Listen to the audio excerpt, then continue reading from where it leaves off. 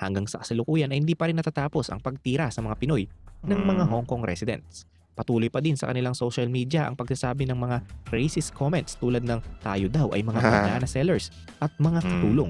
Banana sellers at katulong. Tapos triggered kayo or butthurt kayo kasi ayaw kayong kunin ng sarili ninyong bansa as a natatrabaho dyan sa bansa nyo. Huwag ganun mga Hong Kongers. Hala, nag-YouTube ka. Siguro ay wala kang kasama. Like, subscribe kung need mo ng kasama. It's Francis. Pala, tara. So, kumustas mga idolos? So, ayun, 5 mga bansang may sama ng loob o galit sa bansang Pilipinas. Damn! Bakit nga ba kayo galit sa Pilipinas? Yan ang ating alamin, guys, kung bakit may galit sa Pilipinas. Gayong sobrang napakalit lang naman natin na bansa. At as you can see, the thumbnail or here, alam na natin, number 1 dyan, China. Pero dito aalamin natin yung 5 pa or 4 pa na galit bukod sa China kasi alam naman natin yung mga issue dyan sa West Philippine Sea. Alam naman natin kung bakit galit sa atin ng China, di ba? So, yun. Mula ang video ito kay Terong Explain. So, sa mga viewers at subscribers natin dyan na napadpad dito sa ating munting channel, don't forget to subscribe Terong Explain. Ilalagay natin yung link niya dyan sa description below. Tapos, yun. Meron itong pamagat na 5 mga bansang may sama ng loob sa Pilipinas. Anong dahilan? So, ayun. 2 million views, men. So, marami din talaga mga Pilipino siguro na curious dito, kasi sabi nila, bakit may galit sa Pilipinas? Uy, gayong ang liit lang naman namin, di ba? So, dito natin malalaman kung gaano nga ba kasolid yung mga Pilipino, guys. Dahil kahit maliit lang tayo na bansa, may galit sa atin ng mga malalaking bansa. Like, what the heck? So, yan yung alamin natin. Mula nga kay Terong Explain. So, yun. So, ayan, bago natin simulan, kung trip nyo na magandang reaction video na may kasama kayo manood, mag-a-agree or mag-disagree sa inyo sa mga komento nyo dyan, something like that. Bibigyan natin to ng mga opinion. Don't forget to subscribe Francis Daily. Click the notification bell and like this video para tuloy ang happy at good vibes, diba? So, yun. Di na natin to patatagalin pa bago pa agawin ng China. So, yeah. Let's watch and start this video.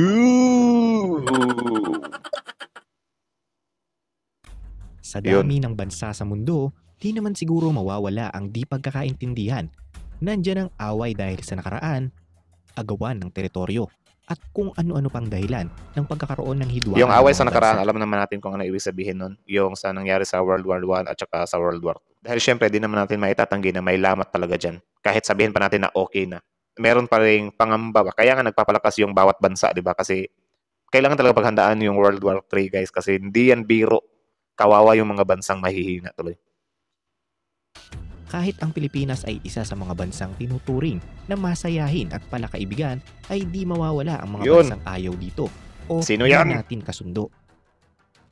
Kaya narito ako ngayong araw para mapag-usapan ang mga bansang masasabi kong mortal enemy o kaya naman ay nagkalamat ang relasyon. Thank you sa pagsasalaksik, Terong Explain. Tapos yun, dito tayo nagre-react. Tapos may mga viewers din tayo dyan, viewers natin. So salamat din sa mga viewers para naman madagdagan ang ating mga kaalaman tuloy. Kung handa ka na, humanap ng pwesto upang walang mamiss na impormasyon. Disclaimer lang, kaibigan, ang mga bansang mababanggit ko sa video na ito ay yung mga bansang may mga di pagkakaintindihan na nagdulot ng galit sa bansa natin. O kaya naman ay vice versa. Hindi porket di sila kasundo ng gobyerno natin ay dapat magalit. Ang cute ni Tatay Digong dito. Paano niya yan naabutin? Sobrang ito din talaga yung presidente na pinakamakulit Tatay Digong. Former President Rodrigo Roa Duterte. Comment down below kung agree kayo. Tuloy. Na din tayo sa mamamayan nila. Huwag kayong mag-alala. Babanggitin ko dito kung ano ang mga naging dahilan ng mga hidwaang ito para maintindihan natin ang parehong panig. Kompleto. Japan. Okay, umpisahan natin. Una sa ating listahan ang Hong Kong. Ang Hong Kong ay isang rehiyon na nakahiwalay sa mainland China. Kaya tinatawag din itong Hong Kong Special Administrative Region. Pero dahil nag-ooperate ito as an independent country, kino-consider din ito bilang isang bansa. Nag-umpisa ang hidwaan sa pagitan ng mga Pinoy at mga mamamayan ng Hong Kong noong bandang 70s at 80s. Ito yung mga panahong dagsa ang mga OFW natin sa Hong Kong na naghahangad ng mas mataas na sahod para maipangbuhay sa pamilya dito. Shoutout sa ating mga magigiting na OFW. Shoutout sa ating mga magigiting na OFW. Maraming salamat sa inyo. Laking tulong nyo sa bansa. Okay.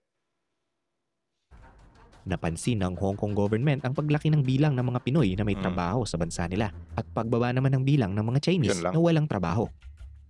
Ang pangyayaring ito ay naramdaman talaga ng Hong Kong at mga residente nito. At ito na nga ang pag-uumpisa ng pag-atake ng mga residente ng Hong Kong sa mga Ang kababayan problema kasi natin. dyan, kaya maraming nag-hire sa mga Pilipino kasi sobrang babait or sisipag ng mga Pilipino. Siguro kaya hindi kayo hinahire ng sarili niyong bansa kasi ang tatamad niyo. Tuloy. Bumuo pa sila ng Democratic Alliance for Betterment of Hong Kong na naglalayong pababain ang bilang ng mga Pinoy na may trabaho sa bansa nila upang maibigay ito sa sarili nitong Nasa residente. gobyerno ang problema niyo. Ngunit di pa Di dyan sa Pinoy. natatapos ang galit ng Hong Kong residents sa mga Pinoy. Bumalik muli ito dahil sa nangyaring Mendoza. hostage taking sa isang bus na puno ng mga Hong Kong tourists sa Quirino Grandstand na kumitil sa 8 sakay Grabe yun, nito. men. Hanggang sa kasalukuyan ay hindi pa rin natatapos ang pagtira sa mga Pinoy ng mga Hong Kong residents. Patuloy pa din sa kanilang social media ang pagsasabi ng mga racist comments tulad ng tayo daw ay mga banana sellers at mga katulong. Banana sellers at katulong. Tapos triggered kayo or butthurt kayo kasi ayaw kayong kunin ng sarili ninyong bansa as nagtatrabaho dyan sa bansa nyo. Huwag ganun mga Hong Kongers. Check lang. Try. Galit na galit. Pangalawa ay Okay. ang Indonesia. Ang Asia Indonesia pa ay din. kapitbahay lang natin at halos parehong-pareho tayo, maging sa salita at sa itsura ng mga mamamayan nito. Ngunit sinong mag-aakala na may di rin pala magandang nakaraan ang Pilipinas at Indonesia? Ang hidwaan naman na ito ay nagumpisa noong kidnapin ng mga rebelding grupong Abu Sayyaf ang mga Indonesian citizens na nasa Sulu noong 2016. Nagprotesta ang mga Indonesians sa harap Go to hell, Filipina Dan IBCF. Bodo menunde. So what? Anong ibig sabihin yan? Ang naintindihan ko lang dyan, go to hell, Filipina. Damn. Ito din yung isa sa pangit, yung mga tao ba? Umatake kasi sila by country. Di naman sana umabot tayo sa ganun na yung buong tao na talaga sa bansa nila yung atakihin natin balik. Gaya nung nangyari doon sa Quirino Grandstand, yung hostage taking. Di naman ginusto ng lahat ng Pilipino yun, di ba? Bakit ibubuntod sa lahat ng Pilipino? Kaya yung isang tao lang naman ang may gawa nun. Maging kami nga na Pilipino, ayaw din namin ng ganun, di ba? Yun ba, mahirap ba yung intindihin? Di ba? Yung pinunit nga yung flag ng Philippines ng mga Korean, di ba? Hindi naman kami lahat pumalaga. Kasi yun, isang tao lang naman yun, di ba? Or isang organization whatsoever. Grabe kayo makapamintang sa amin. Ang bait-bait namin mga Pilipino. Friendly kami. Alam nyo ba na yung mga turista namin dito sobrang natutuwa kasi binibigyan namin sila ng tamang treatment. Ganyan kami mag-welcome ng ibang lahi, men. Pilipino. Like, ng Philippine Embassy sa Indonesia. Dala-dala ang mga banner na may nakasulat tulad nito. Bukod dito, di rin nakaligtas sa masamang karanasan ng ating mga kababayan Yun. na nasa bansa nila. Isinisisi ito ng mga Indonesians dahil sa pagiging pugad umano ng Pilipinas ng mga rebelding grupo. Sunod sa ating listahan Yun. ang USA. Terong, di ba best friend ng Pilipinas yan? Paano naman tayo magkakaroon ng Tatay Digong. hidwaan sa mga yan? Yes, tama ka. Kaibigan nga ng Pilipinas ang US at di lang basta VF, kundi BFF. ba't O nakatayo best si friends forever. Pinoy? Ngunit di dahil may magandang naging samahan ay wala nang di magandang pinagdaanan. Hindi lang sa nakaraan kundi pati na din sa kasalukuyan. Masyado lang natabunan ng mabubuting balita kaya nawala ang mga masasamang karanasan. Noon pa man ay mababa na ang tingin ng mga Kano Tama. sa mga Pinoy. Ito ang ilustrasyon noong 1899 sa Diary Expansion before and after. Ito yung time ng mga Amerikano para sila naghahari dito sa atin. The Filipino before expansion. Parang utang pa natin sa kanila. ng Boston Sunday Globe. Pinapakita dito ang pagbabagong ginawa daw ng mga Kano sa mga uncivilized Jesus. na mga Pilipino. Noong bandang 1920s, nagkaroon ng malaking pag-i-immigrate ang mga Pilipino papuntang Amerika. Maraming Pinoy ang pumunta sa US para sana mabuhay sa tinatawag na American Dream. Tapos, Ngunit mali sila dito. Hindi naging maganda ang pakikitungo ng mga Racist. Kano sa mga Pinoy. Binibigay sa mga ito ang sobrang hirap na trabaho at hindi ito kusang loob. Ito ay Grabe, puwersahan. Naging tuloy-tuloy ang ganitong pagtrato sa mga Pinoy sa US hanggang sa dumating ang 1940s kung saan pinirmahan ang Nationality Act of 1940 na kung saan magkakaroon na ng citizenship ang mga Pinoy at mapapangalagaan daw ang kanilang tapos? kaligtasan. Teka, ano bang meron noong 40s? Hindi ba World War II? Yun na nga ang catch. Magkakaroon ka ng citizenship at magandang buhay sa US kung papasok ka sa Gagi. military. O, di ba? Mautak. saka ka lang bibigyan ng tamang treatment kapag magsilbi ka na sa bayan nila, like what the F. Grabe yung ganun, men. Tsaka iba din kasi talaga yung atake ng Amerika, men. Para silang way of controlling like that. Sabi kong naging maayos na nga para sa mga Pinoy ang buhay ng dumating ng 40s. Mali yun, kaibigan, kasi hanggang sa ngayon ay may taong ayaw pa rin sa mga Filipino doon. Ito lang na. Oops, speaking of racism. So ayun, alam naman natin sa America's Got Talent, wala talagang Pinoy na nakakalusot, men. Kasi ayaw nila sa Asian, especially Filipino. Kasi yun, napaghahalataan din kasi yung America's Got Talent, guys. Yung mga Amerikano, meron talaga silang galit sa atin. Tapos meron din tayong mga nakikitang mga balita dito na kinukuyog nga yung mga kababayan natin doon. Like, grabe sila, men. Di maka-move on. Tapos tayo dito, welcome natin yung mga Kano. Like, hey there, hey there. Grabe tayo maka-welcome ng Kano. So, sana mabago sila. Parang hindi kasi sila na-update eh. Pero di naman nila lahat yung mga Amerikano, di ba? Meron lang talagang mga hindi na-update or hindi nanatili sa lumang panahon yung way of hate nila sa mga Asians at saka sa mga Pilipino. Sana mabago yun, pre. Parang linggo, naging krisis na ang sunod-sunod na pananakit at pag-atake, hindi lang sa mga Pinoy, kundi sa mga kapwa natin Asian. Asiano. Nakakabahala na ito dahil sunod-sunod ang mga report at mga post sa social media tungkol sa bagay na ito. Pagdasal natin ang mga kababayan natin na nandoon ngayon, naway maging ligtas sila. Grabe, men. Grabe sila magalit. Pang-apat naman ang Malaysia. Puro Asian. Malaysia, isa na namang kapitbahay na bansa natin, ngunit madaming bagay ang isinisisi nito Puro sa mga Asian Pilipino. country, men. Isa na dyan at tayo daw ang nagdala ng mga masasamang tao sa lupain nila. Ito daw yung mga Pilipinong Muslim na tumatawid sa border ng Sabah. Nasa dugo daw natin ang pagiging mamamatay tao, Grabe. magnanakaw at masamang lahi. Kaya nagkakaroon ng gulo sa Sabah. Sa mga Pinoy din nila isinisisi ang paghihirap nila dahil sa pangaagaw daw umano ng mga ito ng kanilang lupain at mga pinagkakakitaan. Grabe makabintang sa mga Pinoy, ah. Kung mahirap kayo, mahirap din naman kami, ah. Sinisisi ba namin kayo? Muntang nga itong Malaysian to. Tuloy. Gagi, par. Hanggang ngayon daw ay may utang pa rin ang Pilipinas sa kanilang gobyerno dahil sa mga nagastos ng kanilang mga ospital sa mga nagkakasakit na illegal immigrant na mga Pinoy. Nagastos daw ito sa mga Pinoy sa halip na sa kanilang mga residente. Ang mga sakit na tinutukoy ng kanilang gobyerno ay yung mga nakakahawang sakit daw na daladala ng mga Filipino immigrants. At panglima at huli sa ating listahan ay grupo ito ng mga bansa. Ngunit pinagsama ko na lang dahil iisa lang naman ang trato nila sa mga Pinoy. Ang Arab nations. Di ko nila lahat, ngunit karamihan ay sobrang baba talaga ng tingin sa mga Pinoy. Sa dami ng mga OFW natin na pinapadala sa mga bansang ito, ay malaki ang porsyentong nakaranas ng grabe talaga, min. Like, sa lugar talaga nila.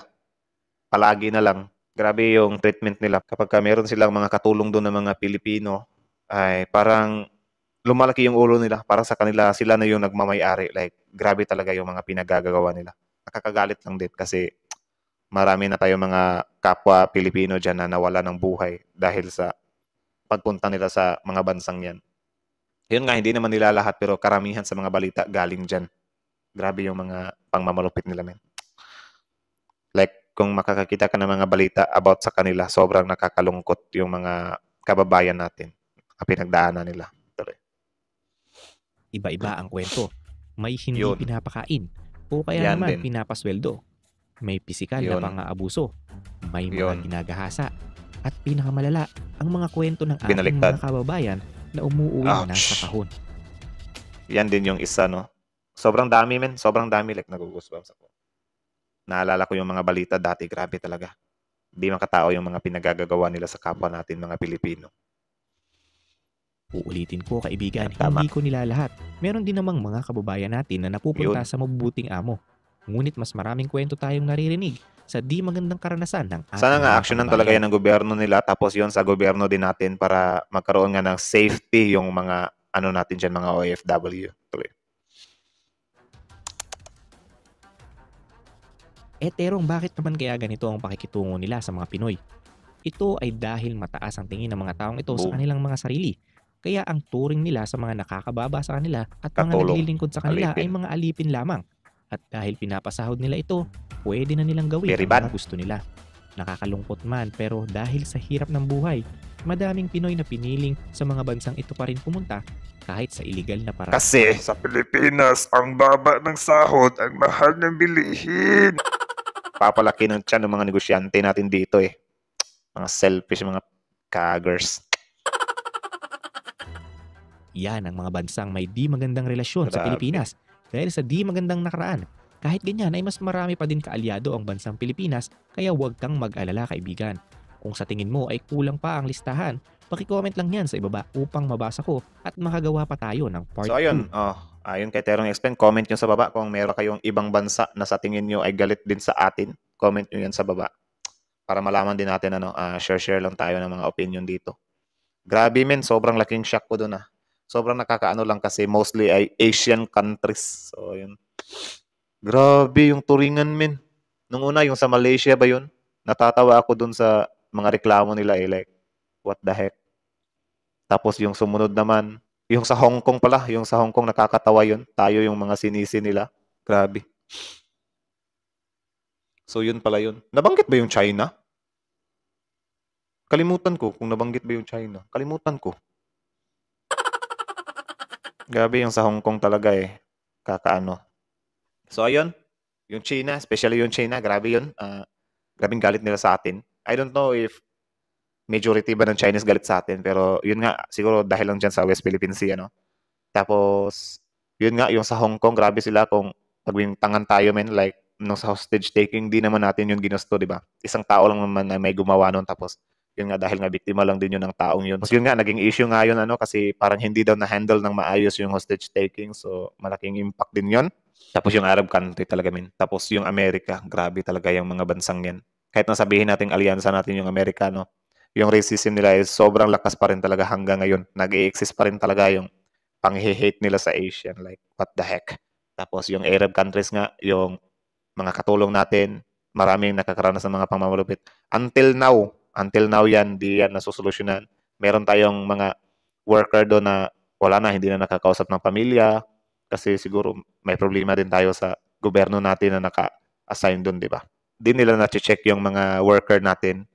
Yun nga yung sinabi ni Tulpo, di ba, na sana dapat ma-check natin sila every buy and then something like that na para malaman din natin kung okay pa ba sila ba. Kasi ang nangyayari kasi, yung ano natin doon, embassy ba tawag doon sa nag-ano? Correct me if I'm wrong na lang. Hindi nila nabibigyan ng pansin. Yung iba pa nga daw, tumatawag pa sa kanila pero hindi nabibigyan ng pansin. Kaya yun, humantong sa huli na, yun ipinasok na sa kahon. Hindi na umabot. Kaya galit na galit nga si Senator Tulfo dyan, di ba? Tapos yun, hanggang dito na lang. Sobra, nadadala ako guys, like, doon sa mga Asian. Di ko kasi ini-expect na Asian din yung mga kalaban natin 'Di ba? Yung minsan yung mga paratang nila hindi na tumutugma or sobrang OA na yung mga paratang nila kaya sila nagagalit sa atin, something like that, 'di ba? Parang mga walang basis or may mabuntungan lang ba or may mapagbintangan lang. Sobrang pangit ng ganun. Tapos yun, hanggang dito na lang. Kayo, sa tingin nyo, comment nyo sa baba kung meron pa bang ibang bansa. Kung hindi nasali dito on channel, nakalimutan ko comment nyo na lang. Tapos dagdagan nyo pa kung meron pa kayong alam na mga country na galit sa bansang Pilipinas. Tapos yun lang. Hanggang dito na lang. Terong Explain, subscribe nyo yan. Tapos yun, Francis Daily. Don't forget to subscribe. Click the notification bell. Like this video. Tapos yun, hanggang dito na lang. Love, peace, out.